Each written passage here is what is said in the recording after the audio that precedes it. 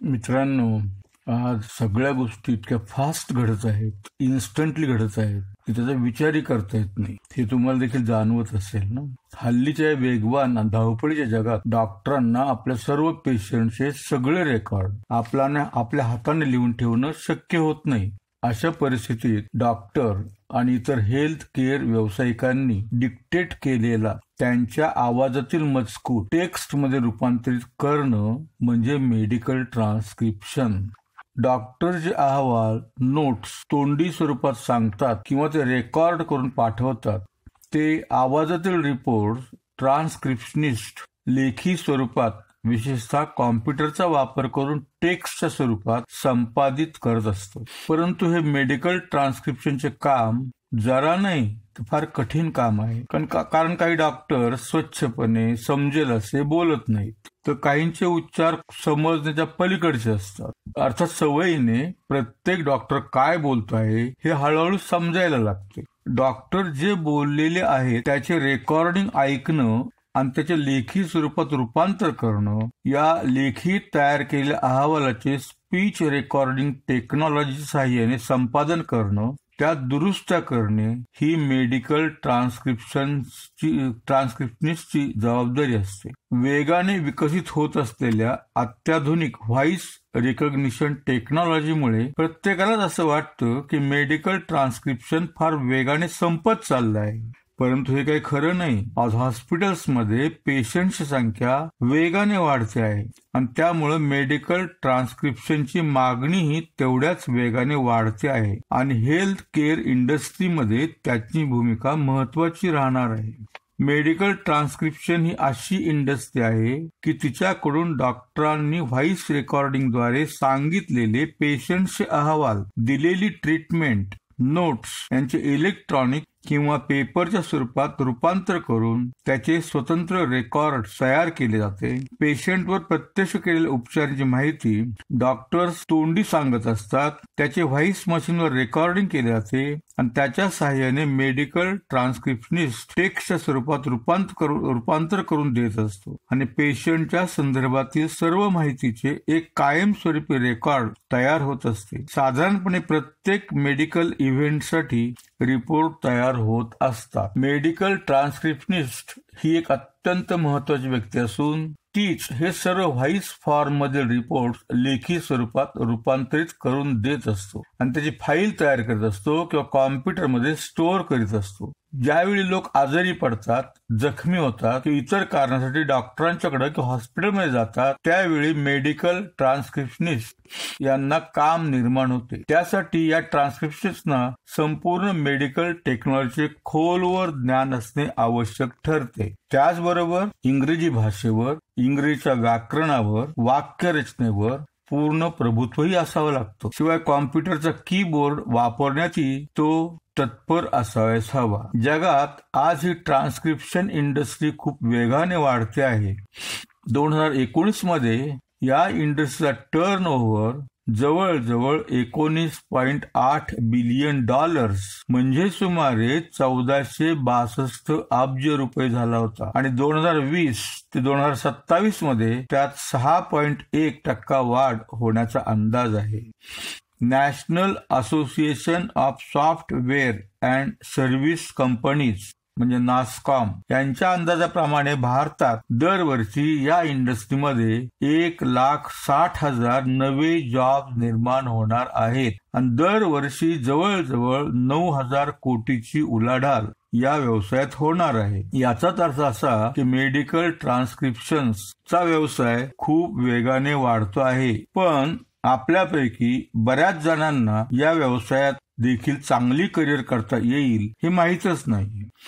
या व्यवसायात तुम्ही घरी बसूनही पूर्ण वेळ किंवा फावल्या वेळात स्वतंत्ररित्या काम करू शकता किंवा हेल्थ केअर इंडस्ट्रीमध्ये पूर्ण वेळ नोकरी करू शकता.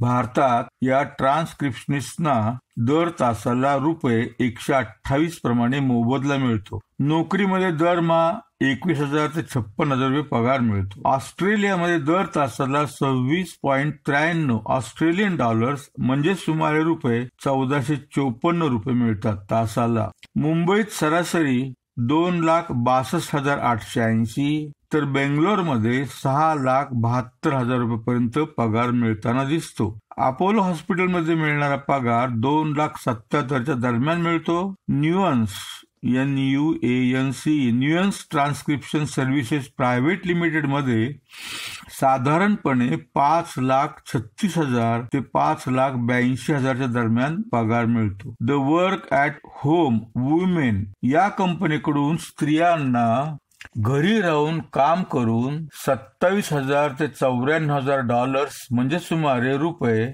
19,98,000 ते 69,56,000 रुपयापर्यंत उत्पन्न मिळवता येतं. या दोन्ही कंपन्यांचे वेब ॲड्रेसेस या व्हिडिओच्या शेवटी टेक्स्ट स्वरूपात दिलेले आहेत. मेडिकल ट्रान्स्क्रिप्शनिस्ट यांना इतर देशात मिळणारा पगार असा आहे. अमेरिकेत 37,375 ते 52,650 अमेरिकन डॉलर्स म्हणजे सुमारे 27,65,750 ते 38,96,100 रुपये एवढा पगार मिळतो. कॅनडात 21,228 ते 64,862 कॅनेडियन डॉलर्स म्हणजे सुमारे 12,09,996 ते 36,97,136 रुपये पगार मिळतो. इंग्लंडमध्ये 18,431 ते 29,480 पाऊंड म्हणजे सुमारे 18,24,629 ते 29,18,520 रुपये पगार मिळतो. ऑस्ट्रेलियात 48,000 ते 56,000 ऑस्ट्रेलियन डॉलर्स म्हणजे सुमारे 25,92,000 ते 30,24,000 रुपये एवढा पगार मिळतो. सौदी अरेबियामध्ये 5 वर्षाच्या अनुभवानंतर 49,530 सौदी अरेबियन रियाल हे तिथलं चलन आहे म्हणजे सुमारे 9,75,246 रुपये, तर 10 वर्षाच्या अनुभवानंतर 64,042 SDR म्हणजे सुमारे 12,01,917 रुपये एवढा पगार मिळू शकतो. या क्षेत्रात नोकरी मिळवण्यासाठी किंवा घरून काम करण्यासाठी Glassdoor, ALSR, infotech Mumbai, remote job staffing STAFFING, shine, Indeed इत्यादी कंपन्याकडून नोकऱ्या मिळू शकतात. त्यासाठी त्या कंपन्यांच्या वेबसाईट्सना भेट देऊन त्यांच्या शर्ती, अटी, पगार, पात्रता याविषयी माहिती मिळवा. त्यांचे वेब ॲड्रेसेस या व्हिडिओच्या शेवटी टेक्स्ट स्वरूपात दिलेले आहेत. मेडिकल ट्रान्स्क्रिप्शनिस्टच्या कामाचं स्वरूप असं असतं. मिळालेल्या व्हॉइस रेकॉर्डिंगचे टेक्स्ट रिपोर्ट्समध्ये रूपांतर करणं, आढावा घेण्यासाठी, आवश्यक तिथे दुरुस्ती करण्यासाठी आणि सहीसाठी रूपांतरित कागदपत्रांच्या प्रती संबंधित डॉक्टर्सना ऑनलाईन पुरवणं, पाठवणं. इंग्रजी ग्रामर, स्पेलिंग, वाक्यरचना, मेडिकल शब्दप्रयोग, संक्षिप्त रूपे इत्यादीवर प्रभुत्व प्रस्थापित करणं. पेशंटच्या अपॉइंटमेंट, ट्रीटमेंट इत्यादीची माहिती मिळवणे आणि प्रत्येक पेशंटचे रेकॉर्ड तयार करणे. Speech recognition equipment, word processing आणि संबंधित कॉम्प्युटर सॉफ्टवेअर यांचा उपयोग करून ट्रान्स्क्रिप्शनचे काम करण्याचे कौशल्य प्राप्त करणे. पेशंटच्या माहितीबाबत हॉस्पिटलच्या नियमांप्रमाणे तसेच सरकारी रेग्युलेशन्स प्रमाणे पूर्ण गुप्तता बाळगणं. गुणवत्तेची खात्री देण्यासाठी अचूकतेसाठी रूपांतरित कागदपत्रांचा आढावा घेणं, त्यात आवश्यक त्या दुरुस्त्या करणं ज्यामुळे पेशंटवर त्याचा दुष्परिणाम होणार नाही आणि हॉस्पिटल्सवर किंवा संबंधित डॉक्टर्सवर त्यांची गंभीर जबाबदारी येणार नाही. आवश्यक त्या नमुन्यात विविध फॉर्म्स तयार करणं आणि त्यात अचूक माहिती भरून पेशंटचे रेकॉर्ड अद्ययावत करणं इत्यादी कामे मेडिकल ट्रान्स्क्रिप्शनला करावी लागतात. मेडिकल ट्रान्स्क्रिप्शनिस्ट म्हणून यशस्वी होण्यासाठी पुढील कौशल्य तुमच्या अंगी असाव्याच हवीत किंवा ती तुमच्यात विकसित करायला हवीत.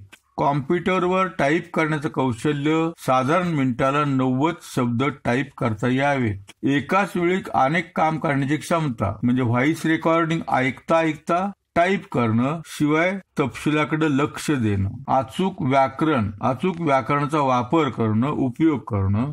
सतत शिकत राहणं. 1 वर्षाचा डिप्लोमा की 2 वर्षाची मेडिकल ट्रान्स्क्रिप्शन मधील डिग्री, त्यानंतर संबंधित परीक्षा देऊन मेडिकल ट्रान्स्क्रिप्शनिस्ट म्हणून रजिस्ट्रेशन करणं म्हणजे RMT होणे किंवा सर्टिफाईड मेडिकल ट्रान्स्क्रिप्शनिस्ट होणे. तसेच हेल्थ केअर इंडस्ट्रीमध्ये होणाऱ्या बदलांशी अगदी आजपर्यंत अप टू डेट राहणं ही खूप महत्वाची बाब आहे. हे कौशल्य तुम्ही प्राप्त करायला पाहिजे. तुमचं नॉलेज अपडेट असायला हवं. प्रत्येक बाबीवर काळजीपूर्वक गंभीरतेने विचार करूनच व्हॉइस रेकॉर्डिंगचे तपशीलवार टेक्स्टमध्ये रूपांतर करणं. अचूकतेची आवड, नवनवीन गोष्टी आत्मसात करण्याची शिकण्याची क्षमता, हॉस्पिटलमधील पूर्वानुभव मिळवला तर अधिक चांगलं, लिहिण्याचे आणि संवादाचे उत्कृष्ट कौशल्य, तणावाखाली काम करण्याची क्षमता, काटेकोरपणे आणि लक्षपूर्वक ऐकण्याची क्षमता, वेळेचे उत्कृष्ट नियोजन करण्याचे कौशल्य, वैद्यकीय परिभाषेशी चांगली ओळख, इंग्रजीवर प्रभुत्व, वेगवेगळ्या प्रकारच्या उच्चारांशी आणि डिक्टेशनशी स्वतःला त्वरित ऍडजस्ट करण्याची क्षमता, डिक्टेशन मधील वैद्यकीय अनियमितता, चुका लक्षात येण्याची क्षमता, खूप वेळ काम करण्याची क्षमता आणि उत्कृष्ट एकाग्रता खूप आवश्यक आहे या प्रोफेशन मध्ये. काय काम करायची, काय पगार मिळतो, काय स्कोप आहे, कशी वाढ होत चालली व्यवसायामध्ये, कुठली कौशल्य अंगी असायला हवी, त्या सगळ्या गोष्टी तुम्हाला कळल्या असतील. मग तुम्ही मेडिकल ट्रान्स्क्रिप्शनिस्ट कसे व्हाल, कसे या क्षेत्रात प्रवेश करू शकाल. वकील किंवा डॉक्टरांसारखी मेडिकल ट्रान्स्क्रिप्शनिस्ट होण्यासाठी कॉलेजची ऍडव्हान्स डिग्री असण्याची आवश्यकता नाही. तुम्ही ग्रॅज्युएट असावं असं काही नाही. किंवा पैसा किंवा स्वतंत्र व्यवसाय सुरू करण्यासाठी खूप भांडवलाचीही गरज नसते. तर या वाढत चाललेल्या व्यवसायात करिअर करण्यासाठी 12वी सायन्स किंवा 12वी कॉमर्स नंतर अशा एखाद्या चांगल्या ट्रेनिंग सेंटरमध्ये प्रवेश घ्यावा लागेल, ज्या ठिकाणी तुम्हाला या प्रोफेशनसाठी आवश्यक असलेले चांगले ज्ञानही मिळेल आणि मूलभूत गोष्टी शिकता येतील. 12वी सायन्स किंवा 12वी कॉमर्स एवढी क्वालिफिकेशन शैक्षणिक पुरेशी आहे. त्यानंतर मात्र तुम्हाला मेडिकल ट्रान्स्क्रिप्शनिस्ट मधील प्रशिक्षण घेणं आवश्यक आहे. सदर कोर्सेसमध्ये इंग्रजी, व्याकरण, medical terminology, human anatomy, American इंग्रजी, ग्रोथ प्रॉस्पेक्टस इत्यादीचा अंतर्भाव होतो. जर तुमच्याजवळ बायोलॉजी,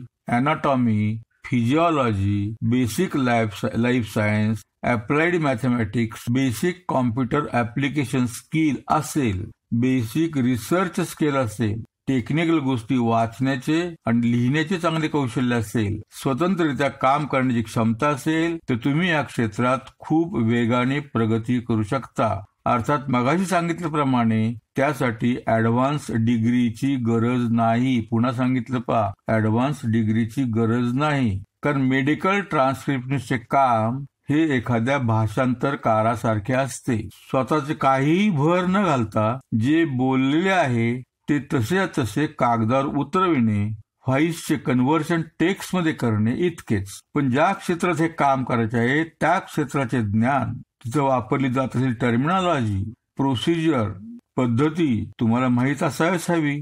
जी गोष्ट मेडिकल ट्रान्स्क्रिप्शनची तीच लिगल ट्रान्स्क्रिप्शनची, तीच इंजिनिअरिंग ट्रान्स्क्रिप्शनची असू शकते. सर्टिफाईड किंवा रजिस्टर्ड अशा पात्र मेडिकल ट्रान्स्क्रिप्शनिस्टना चांगलीच मागणी आहे आणि ती दिवसेंदिवस वाढतच चाललेली आहे. या क्षेत्रात करिअर वाढीसाठी केवळ चांगला वाव आहे एवढंच नव्हे, तर ज्याचे स्वप्न पाहावे अशी एक विशिष्ट लाईफस्टाईल देखील निर्माण करता येऊ शकते. परंतु अनिश्चितता आणि विशेष म्हणजे स्वप्रोत्साहनाच्या अभावामुळे काहींना ते शक्य होत नाही. सदर करिअर जरी टेक्नॉलॉजिकली चॅलेंजिंग असली तरी खूपच रिवॉर्डिंग आहे. पण त्यासाठी तुम्ही त्याबाबत ठाम आणि सिरियस असायच हवे. जर तुम्हाला चांगली ट्रेनिंग इन्स्टिट्यूट मिळाली तर हा आत्मविश्वास, ही जिद्द, करिअर बद्दलचा सिरियसनेस तुमच्यात निर्माण होऊन अगदी घर बसले तुम्ही या मेडिकल ट्रान्स्क्रिप्शन म्हणजे एमटी म्हणून ओळखली जाते शॉर्ट मध्ये, या एमटीच्या क्षेत्रात चांगली करिअर घडवू शकाल, चांगला पैसा मिळवू शकाल. तुम्ही जर ठरवले तर तुम्हाला काहीही अशक्य नाही. गुजरात विद्यापीठाशी संलग्न असलेल्या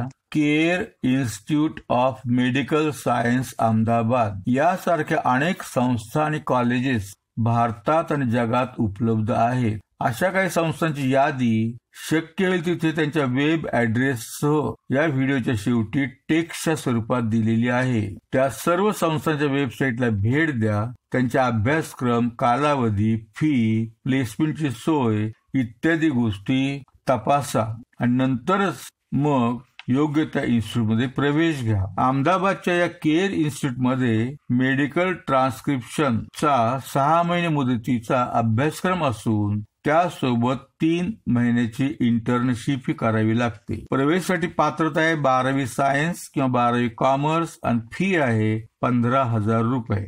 चांगल्या संस्थेतून सर्टिफिकेट किंवा डिप्लोमाच्या शिक्षणानंतर त्याच संस्थेकडून तुम्हाला नोकरी मिळवण्यासाठी मदत मिळू शकते किंवा घरी राहूनही काम मिळू शकते. त्यासाठी तुम्ही स्वतःही theworkathomewuman.com, remotejobstaffing.com, shine.com, indeed.com, glassdoor.com आणि ALSR Infotech private limited Mumbai सारख्या संस्थांशी संपर्क साधू शकता.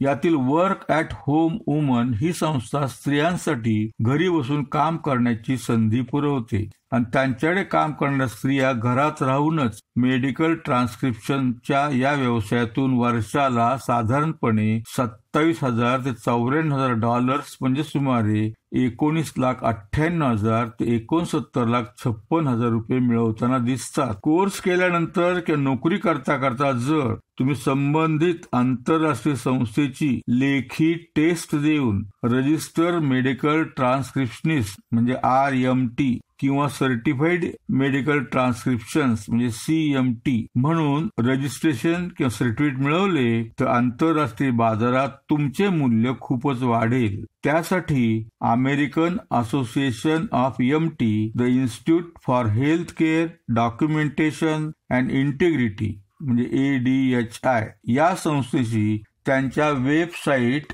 द्वारे संपर्क साधा आणि त्याप्रमाणे आंतरराष्ट्रीय रजिस्ट्रेशन मिळवण्याचा प्रयत्न करा.